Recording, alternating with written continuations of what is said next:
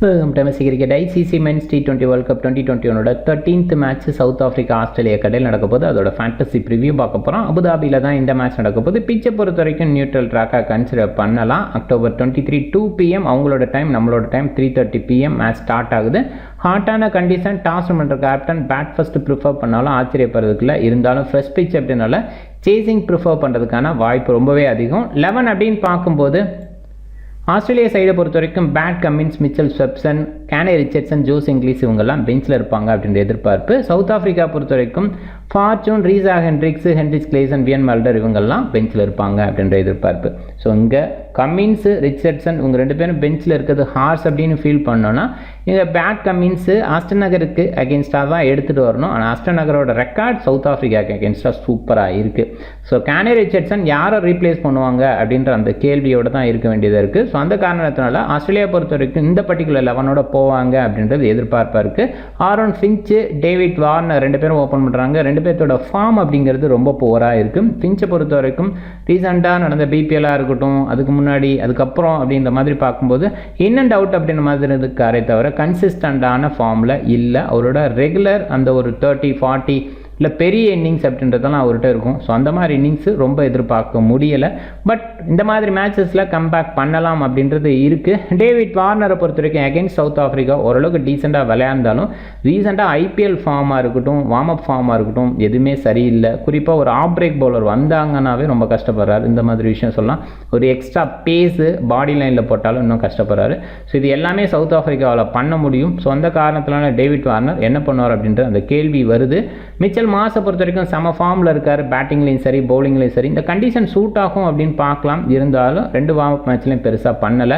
Steven ஸ்மித்தை பொறுத்த வரைக்கும் இந்த பிச்சுக்கு சூட்டான ஒரு பேட்ஸ்மேன் அப்படின்னு சொல்லலாம். ஓரளவுக்கு கண்டிஷன் அசிஸ்ட் பண்ணியிருப்பார். ஏன்னா IPLல இருந்திருக்கார் அப்படின்னால. கிளென் மேக்ஸ்வெல் பொறுத்த வரைக்கும் சூப்பரான ஃபார்மில் இருக்கார். பேட்டிங் குறிப்பாக இந்த மாதிரி ஸ்லோயர் பிச்சு ஸ்பின்னர்ஸுக்கு அகேன்ஸ்டாக நல்லா விளையாட முடியும். இந்த மிடில் நல்ல அசிஸ்ட் கொடுக்க முடியும் ஆஸ்திரேலியாவுக்கு அப்படின்னே சொல்லலாம். ஸ்டோயினிஸை பொறுத்த வரைக்கும் ஓரளவுக்கு டீசென்ட் பேட்டிங் அப்படின்னு மாதிரி பார்க்கலாம். ஃபிட்னஸ் இஷ்யூ இருக்குது. ஸ்டில் பவுல் பண்ணுவாரா அப்படின்ற அந்த கேள்வி இருக்குது. ஓரளவுக்கு வார்ம் அப்பில் நல்லா தான் விளையாண்டார். ரன்னிங் எல்லாமே நல்லா இருந்துச்சு. ஸோ அதை பேஸ் பண்ணி பார்க்கும்போது பேட்ஸ்மேனாக விளையாடுவார். பவுலிங் 1 or 2 overs போட வாய்ப்பு இருக்குது அப்படின்னு புரிஞ்சுக்கலாம். மேத்யூ வேடை பொறுத்த வரைக்கும் எனி டைம் ப்ரொமோட் பண்ணலாம். ஒரு left hander. So probably Warner ஏதோ அவுட் ஆன உடனே வேடு வரலாம் அப்படிங்கிறதுல தான் தாட் இருக்குது. இருந்தாலும் மிச்சல் மாஸை பொறுத்த வரைக்கும் ஏற்கனவே சொன்னபடி 1 down பேட்ஸ்மேனாக வைக்குவாங்க அப்படின்ற எதிர்பார்ப்பு இருக்குது. ஆஸ்டன் நாகர் பொறுத்த வரைக்கும் டீசெண்டான பேட்டிங் பவுலிங் பண்ண முடியும் அப்படின்னால பண்ணலாம். இருந்தாலும் டவுன் த ஆர்டர் அப்படின்றத யோசிக்கும் போது நல்ல ஒரு பவுலராக பார்க்கலாம். மிச்சல் ஸ்டார்க்கை பொறுத்த வரைக்கும் டீசென்ட் பவுலிங், குறிப்பாக கேட்சிங் பொசிஷன்லேருந்து நிறைய கேட்ச் பிடிக்கிறதுக்கான வாய்ப்பு இருக்குது. ஆடம் ஜாம்பா பொறுத்த வரைக்கும் சவுத் ஆஃப்ரிக்காவுக்கு அகேன்ஸ்டாக ஒரு ஸ்பின்னர் எஃபெக்டிவாக இருப்பார். கண்டிப்பாக ஆடம் சாம்பா அந்த ஸ்பின்னராக இருக்கிறதுக்கு வாய்ப்பு இருக்குது. ஜோஸ் ஹேசல்ட்டை பொறுத்த வரைக்கும் டீசெண்டான பவுலிங், குறிப்பாக லெஃப்ட் ஹேண்டர் டாப்பில் இருந்தால் சூப்பராக வீச முடியும். கொஞ்சம் ஃப்ரெஷ் பிச்சாக இருந்ததுன்னா இவரோட பவுலிங் வேறு லெவலில் தான் இருக்கும். ஃபஸ்ட் மேட்ச்சு கண்டிப்பாக எஃபெக்டிவாக இருக்க வாய்ப்பு இருக்குது. சவுத் ஆஃப்ரிக்கா பொறுத்த வரைக்கும் குன்னன் டி காக், தெம்பா பாவுமா ஓப்பன் பண்ணுவாங்க. குன்னன் டி காக் வார்ம் அப்பில் சரியாக பண்ணாட்டியும் கண்டிப்பாக டீசென்ட் பிளேயர், டவுட்டே இல்லை. நல்ல ஃபார்ம்லேயே இருக்கார். மும்பை இந்தியன்ஸ் கடைசி 2 மேட்ச்சில் எடுத்துக்காமல் இருக்கிறதுக்கு இவரோட ஃபார்ம் அவுட் அப்படின்ற மாதிரி சொல்லிட முடியாது.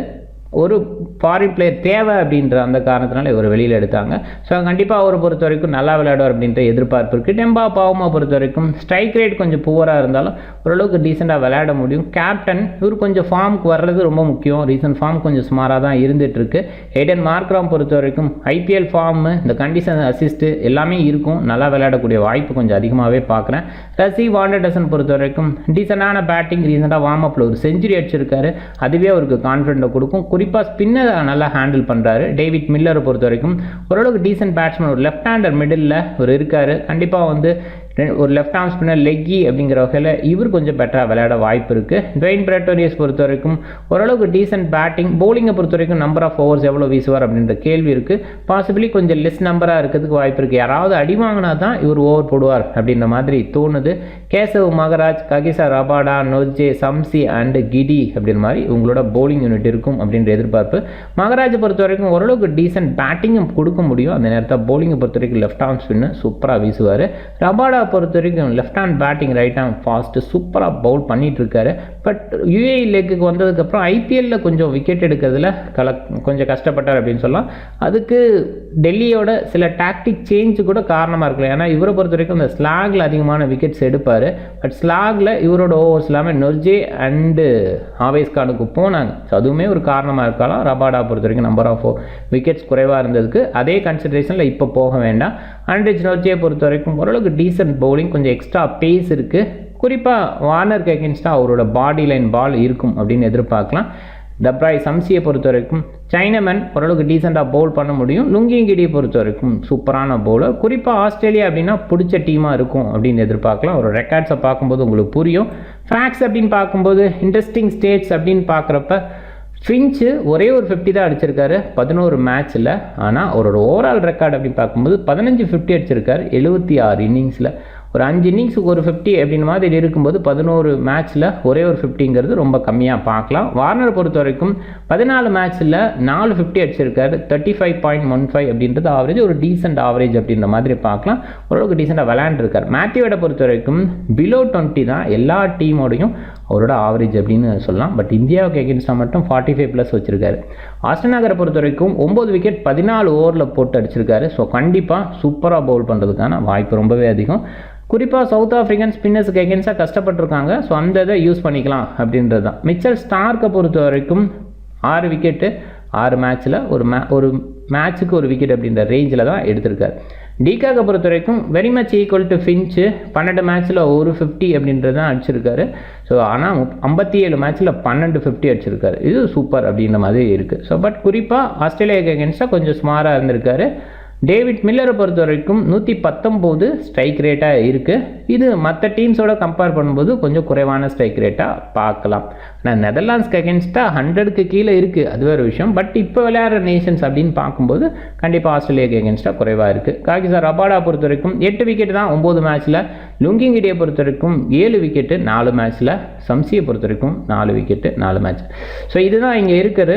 மேக்ஸிமம் பார்த்தீங்கன்னா பவுலர்ஸ் பெரிய ஃபேவராக இல்லை. ஓரளவுக்கு கிடி அண்டு ஆஸ்டன் நகர் பெட்டராக இருந்திருக்காங்க அப்படின்னு புரிஞ்சுக்கலாம். ஜோஸ் ஹேசல்வுட் டிகாக் இந்த பேட்டில் எப்படி இருக்கும் அப்படின்னு பார்க்கணும். ஏன்னா ஜோஸ் ஹேசல்வுட் பொறுத்த வரைக்கும் டாப் ஆர்டரில் லெஃப்ட் ஹேண்டர்ஸ் இருந்தால் ரிமூவ் பண்ணுறது ரொம்ப ஈஸியாக பண்ணிடுவார்.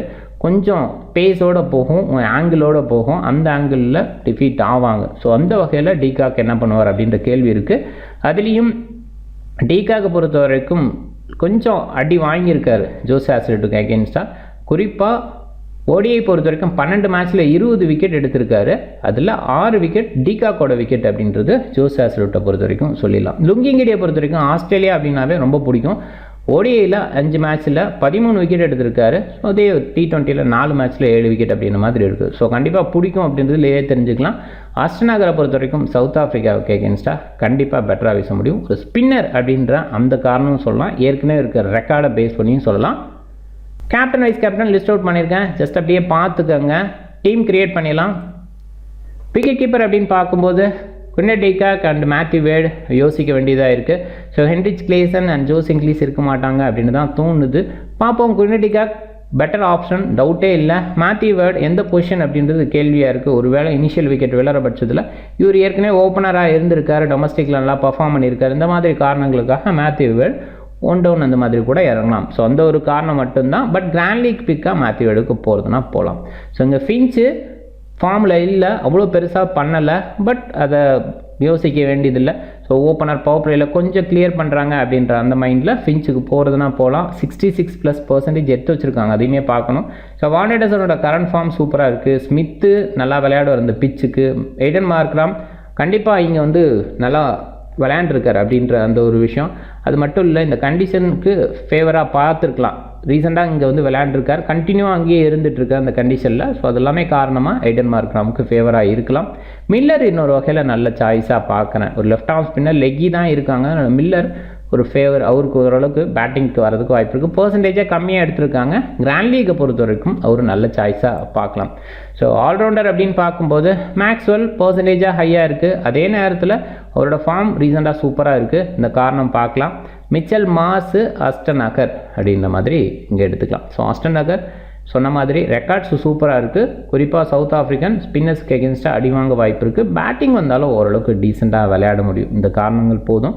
இல்லை ஆஸ்டன் நகர் வேண்டானாலும் உங்களோட சாய்ஸ் ஏன்னா ஸ்மால் லீக்கை பொறுத்த வரைக்கும் பெரிய ப்ராப்ளம் வராது. யாராவது எடுத்துட்டாங்க அந்த டைம் இவர் நல்லா விளையாண்டாருன்னா அவங்க வின் பண்ணுறதுக்கான பாசிபிலிட்டி இருக்குது. ஸோ நொர்ஜேயோட ஃபார்மு ரபாடா நான் ஆல்ரெடி சின்ன ரீசன் விக்கெட்ஸ் அதிகமாக எடுக்கலாம் அப்படின்றது. ஸோ மிச்சல் ஸ்டார்க்கை பொறுத்த வரைக்கும் ரீசெண்டாக விக்கெட் டேக்கிங் அப்படின்ற வகையில் கொஞ்சம் கஷ்டப்படுற மாதிரி இருக்குது. ஒரு சேஞ்சுக்கு நம்ம கிடிக்கு போகிறதுனா போகலாம். இன்னொரு வகையில் நாம் போக வேண்டியது ஹேஸ்லுட்டு கரண்ட்டாக சிஎஸ்கே டீமில் இருந்திருக்காரு. ஓரளவுக்கு இந்த கண்டிஷனை புரிஞ்சிருக்கும்.